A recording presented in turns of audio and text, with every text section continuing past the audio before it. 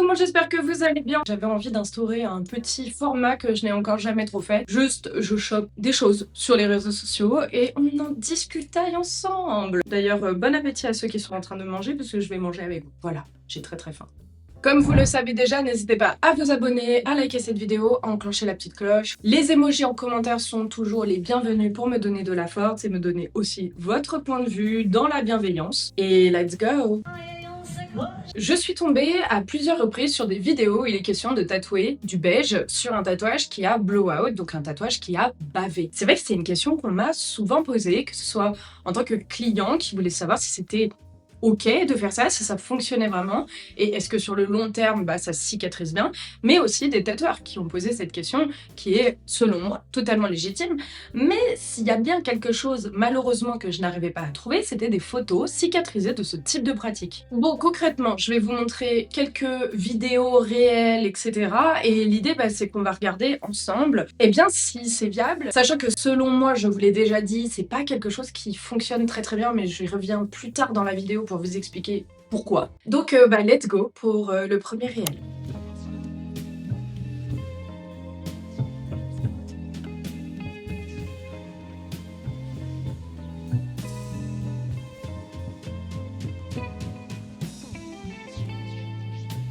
Je vous lis de suite ce qu'il y a écrit juste en dessous de ce réel. J'ai l'impression que c'est un tatoueur, une tatoueuse qui partage le même point de vue que moi, à savoir que j'ai l'impression que ce réel n'est pas d'il ou elle à la base. C'est marqué en dessous pourquoi le beige ne marche pas sur du noir. Le noir est trop saturé.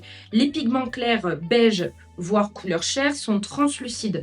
Résultat, le noir remonte, ça vire gris-vert ou reste visible avec le temps. Pour des petits détails, pourquoi pas, mais couvrir en totalité, mauvaise idée. Donc ça a été posté le 11 février et donc en effet c'est Tatoonium à la base qui a eu l'air de faire ce réel. Bon, on est clairement sur quelqu'un qui a fait des tentatives de tatouage auto-tatou sans être, selon moi, peut-être que je me trompe, formée, puisque les tatouages ne sont pas très bien réalisés, ou maybe qu'elle a payé des gens et que c'était pas de très bons tatoueurs, ça c'est possible aussi. Autant vous dire que je ne suis absolument pas fan des tatouages qu'elle a sur elle, je pense que vous l'avez compris. C'est très particulier, voilà, je ne suis pas fan. Mais ça après, chacun fait ce qu'il souhaite de son corps une fois de plus. Par contre, clairement on est sur quelqu'un qui potentiellement regrette ses tatouages, vu qu'il est question de les cacher, je suppose, avec cette fameuse technique, et comme vous pouvez le voir, Visceral Tattoo Aurore partage exactement le même point de vue que moi. Qu'est-ce qu'elle fait du coup comme style de tatouage? Du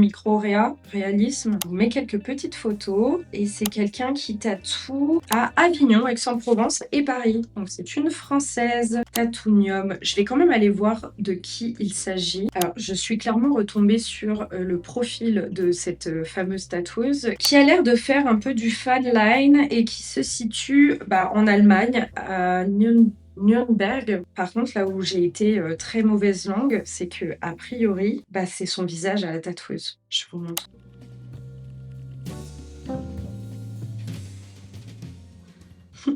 Je me sens bête.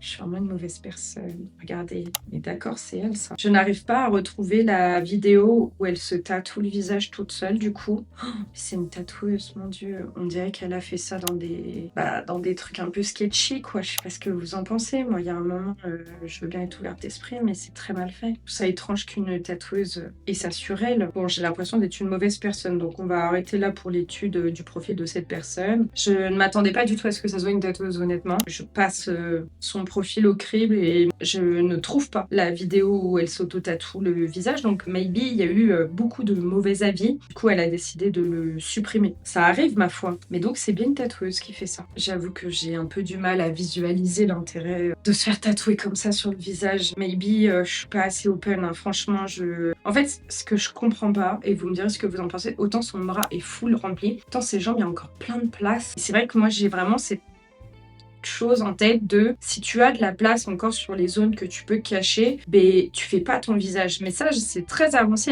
comme manière de réfléchir. Bon, voilà. Je me sens hyper bête. Bon, dites-moi ce que vous en pensez. Donc, on va regarder un énième réel ou post. Je ne sais plus si c'est un post ou un réel. Alors, attendez, je reviens vers vous. Oui, voilà. Donc là, c'est un post où la personne montre un avant-après cicatrisé, de ce que je comprends. Donc ça va être intéressant. Eh bien, on le regarde ensemble de suite. C'est parti. Peut-on vraiment affiner un tatouage devenu trop épais? 3 séances, 15 mois de travail. Oui, donc il doit y avoir des temps de cicatrisation entre chaque tatouage. Et donc 3 séances. Marta Madrigal, faut savoir que c'est une tatoueuse espagnole, si je dis pas de bêtises, qui est spécialisée dans le tatouage, entre autres sur cicatrices, et elle donne beaucoup d'informations tatou qui sont très très intéressantes. Donc c'est un travail assez fanline, surtout floral. Et elle partage un petit peu de lifestyle, mais surtout elle fait, comme je disais, très souvent des posts pour comprendre le tatouage, les limites, pourquoi ça coûte cher, etc. etc. Bref, j'aime bien cette tatouage, je trouve qu'elle est très bien. Donc on va voir la suite de son post. Avant, le 19 février 2025, puis après, on est le 3 juin 2026. Donc ok, là on peut voir qu'il y a encore dessous des petites traces de tatouages qui sont visibles du fait qu'il est bavé, comme vous pouvez le voir ici quand je zoome. Donc c'est vrai que on voit que ça aide déjà un peu, mais c'est pas folichon quoi. On voit toujours à travers le noir qui ressort. Ça fait même un effet bleu un peu encore plus blowout. Sachant que le tatouage de base, selon moi, a été très appuyé puisqu'on peut voir entre l'œil et le sourcil qu'il y a comme du noir qui est un peu parti dedans. L'œil, bon bah on le voit même plus, on voit même plus la pupille. L'histoire de Charlotte. Ce tatouage a été réalisé il y a plus de 16 ans. Avec le temps, les lignes se sont épaissies et le dessin a perdu sa finesse. Charlotte ne voulait pas l'effacer. Elle voulait simplement retrouver le tatouage qu'elle aimait. Trop mignon. J'aime beaucoup ce délire de présenter l'explication du tatouage et de la cliente et de pourquoi elles ont envisagé cette technique-là plutôt qu'un cover ou le laser. Donc après, on a séance 1. Donc elles ont redéfini les lignes principales et corriger tout ce qui avait diffusé en noir. Et du coup, comme vous pouvez le voir, on n'utilise pas du blanc, on est bien sur du beige de ce que moi je vois. Mais bon, il est quand même, voilà, question de repasser les anciennes lignes. Ensuite, après la séance 2 cicatrisée, vous voyez, on voit quand même encore beaucoup le noir, qu'on soit d'accord. Elles ont donc choisi pour cette deuxième session de redéfinir encore le noir et le travail des pigments plus clairs. Et là, cette fois-ci, j'ai l'impression qu'elles sont parties sur du blanc et puis du beige. Ça se voit toujours après cette troisième session, comme vous pouvez le voir. Et elles ont, sans ajout de noir, affinage final, couleur de peau. Oh, c'est impressionnant. Ok, donc là, ça a l'air d'avoir un tout petit peu plus de tête. Et résultat cicatrisé, fourni par la cliente. On voit encore le bleu-vert qui se cache derrière. Mais de loin, c'est vrai que c'est un peu plus jojo. Je ne suis pas extrêmement fan du résultat, mais ça a le mérite d'être honnête. Il y a tout un blabla dans la description que nous allons prendre le temps de lire ensemble. Charlotte porte cet œil de rat depuis plus de 16 ans. Donc ça vous donne déjà une idée de comment vieillit un tatou, en tout cas à l'époque. Avec le temps, les lignes se sont épaissies et le dessin a perdu de sa finesse. Elle voulait retrouver l'esthétique qu'elle avait choisie à l'origine.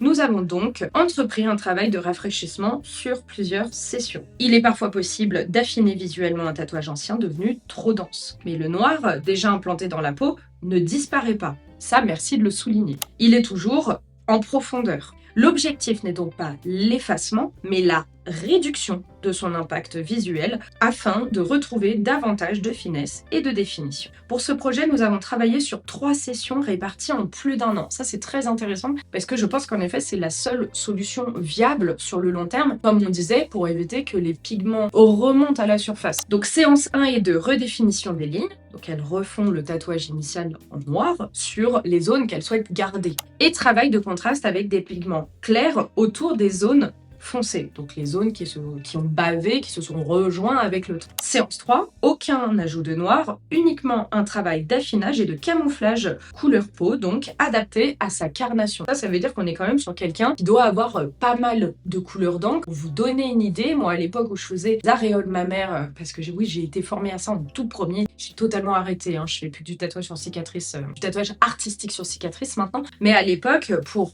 trouver une carnation de peau, il fallait 3-4 flacons de couleurs différentes, couleur peau. Voilà, pour vous donner une petite idée. Parce qu'il faut prendre en compte les sous-tons, etc., etc. Et aussi la peau qui peut oxyder la couleur que l'on va mettre dans la peau. Chaque étape dépend de l'évolution du résultat obtenu à la séance précédente. C'est un travail lent, technique et progressif. Plusieurs sessions espacé d'un mois, 2 mois. Ah ouais, c'est minimum 2 mois entre 2 sessions. Donc ça, c'est que ça abîme quand même bien la peau. Quand on attend autant de temps entre chaque session, c'est que ça reste quand même quelque chose, une technique qui est douloureuse. Par exemple, pour la retouche de mes full black, il fallait attendre 3 mois entre chaque session, tellement c'est une technique voilà, ça demande beaucoup à la peau, et du coup, pour éviter de l'abîmer, eh bien, on espace les sessions davantage. Pareil, si vous avez eu un problème dans vos premiers remplissages, des choses comme ça, et que ça a sorti, vous avez vu ça sur un des vlogs avec Chloé, ou encore sur mon full black, juste là. Je sais pas si vous allez... Attendez, je mets la lumière. Il y a un endroit où l'encre, ici, elle a été rejetée parce que c'est allé un peu trop loin dans la peau. Et donc, quand c'est ça, on demande 3 mois entre les retouches et le tatouage cicatrisé pour éviter d'abîmer la peau. Dans tous les cas, si votre peau elle est trop abîmée, vous pouvez toujours vous acharner à faire des retouches, ça ne prendra pas. Ce type de correction n'a rien à voir avec un tatouage classique, ni en temps, ni en investissement. C'est parfois une alternative au laser, mais pas toujours. Chaque séance est une véritable séance de tatouage et non une retouche. Affiner un tatouage ancien est souvent plus complexe que réaliser un tatouage neuf. Il faut retravailler l'ensemble du dessin et utiliser des pigments clairs autour du noir existant pour diminuer l'aspect visuel. Comme ces pigments sont plus difficiles à implanter que le noir, le travail demande davantage de temps, de précision et plusieurs sessions qui influencent naturellement le budget. Je ne sais pas combien a payé cette personne, mais clairement, il a été question de plusieurs sessions. Et alors là, vous avez tout qui est mis l'un à côté de l'autre, et c'est très parlant, hein. Ça montre à quel point il faut vraiment plusieurs passages avant que le noir soit un minimum dissimulé. Donc très intéressant, c'est pour ça que j'aime beaucoup cette tatoueuse, parce que je trouve qu'elle prend vraiment le temps d'expliquer pour que vous, clients ou même tatoueurs, tatoueuses qui s'intéressent à des techniques un peu changeantes, on va dire, à différentes techniques, on soit informé et que pourquoi pas on puisse soit le reproduire, soit savoir dans quoi on s'embarque. Et j'ai trouvé un autre post, toujours dans le même style, c'est celui-ci que je souhaitais vous montrer, Princess Madness. Je ne connais pas du tout, mais elle a l'air d'être spécialisée en couleurs. Il y a plein de petits Pokémon trop mignons. Oh, j'adore le chat paillette, c'est trop mignon. Et elle travaille à Kuntattoo, donc pareil. Donc là, on est sur un tatouage qui a quelques années, donc 6 ans, et il est question de cover en blanc. Voir ce que ça donne, de ce que j'ai compris. Le tatouage 4 jours après la session, 6 ans plus tard. Donc là, pareil, on est sur un tatouage qui a quand même beaucoup bavé. Après cover blanc, donc ouais, on est venu même faire l'extérieur pour redélimiter les lignes, et l'intérieur aussi. Et 1 an plus tard, vous voyez, pareil, ça a encore eu l'effet qu'on pensait, c'est-à-dire que c'est encore ressorti en effet gris-bleu. Et donc après, elle remonte en focus. Donc qu'est-ce qui est notifié en dessous? Je vais vous le lire de suite. Vous le savez, dès que je peux faire de la prévention ou vous apprendre des trucs, je le fais. Merci à toi.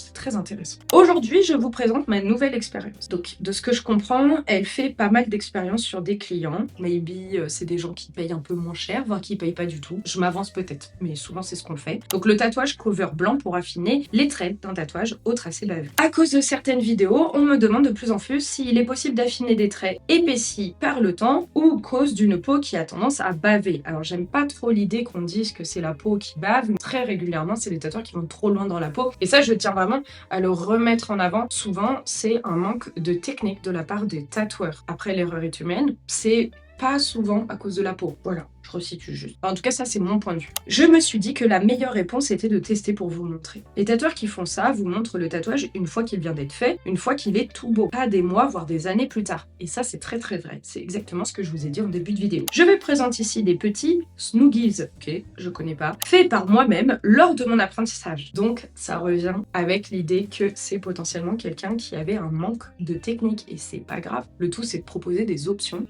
quand vous améliorez en tatouage si le client est mécontent de son tatouage. On peut voir une fois cicatrisé que je n'y suis pas allée de main morte. Ah, donc elle l'avoue. Et j'ai découvert qu'en plus, j'avais une peau buvard. C'est ce qui fait de moi la candidate parfaite. Ah, donc c'est sur elle-même. Je sais pas ce que c'est cette idée de peau buvard, parce que vraiment, à prendre avec des pincettes, une fois de plus, je pense que c'est surtout un problème de technique. J'ai décidé de repasser tout le tour des contours à l'encre blanche pour affiner les traits noirs, et on remarque 1 an après les anciens tracés qui sont ressortis en couleur grisâtre. L'encre noire prendra toujours le dessus sur les encres plus claires. On peut jouer avec. Exemple, trait blanc sur du full black ou du cover. Et bien entendu, chaque peau est différente. Je pense que ça ne reste pas la meilleure solution pour camoufler des traits disgracieux. Encore une fois, si ça te plaît, go for it. Moi, je suis totalement d'accord avec le premier réel donc d'une tatoueuse qui met en avant cette autre tatoueuse, du coup. Sur le fait que ouais, c'est pas la meilleure technique pour enlever les tatouages qu'elle a sur le visage. Maintenant, soit elle fait des tests, soit du coup elle a pas l'argent pour investir dans un laser, et ça se comprend totalement parce qu'un laser c'est extrêmement cher et très douloureux, soit dit en passant. Vous dites-moi ce que vous en pensez. Est-ce que vous avez déjà testé cette technique de blanc, beige, marronné, etc. Bref, couleur peau, pour essayer de cacher un ancien tatouage qu'aurait bavé? Moi, c'est pas une pratique que je fais du tout. Je l'ai d'ailleurs pas mal refusé. J'ai plus renvoyé vers du laser parce que je pense que selon moi c'est la meilleure technique qui soit, et puis surtout je me sens pas à l'aise avec une technique où je suis pas sûre à 100% du résultat, donc c'est vrai que j'ai jamais dit oui à ça. Mais si vous avez testé, je suis très chaude de savoir comment ça s'est passé, comment ça a cicatrisé. Si vous avez eu les retours de vos clients, c'est peut-être très intéressant. Du coup c'est fini pour cette analyse. Je me sens tellement bête, vous pouvez pas imaginer. Et bref, ça arrive. Et sur ce, comme d'habitude, prenez soin de vous, on se retrouve bientôt. Et puis n'hésitez toujours pas à me donner de la force ou à craquer pour un e-book. Je vous en prépare des nouveaux, là, faut que je me bouge, je suis grave en retard. Sorry. Et sur ce, bye!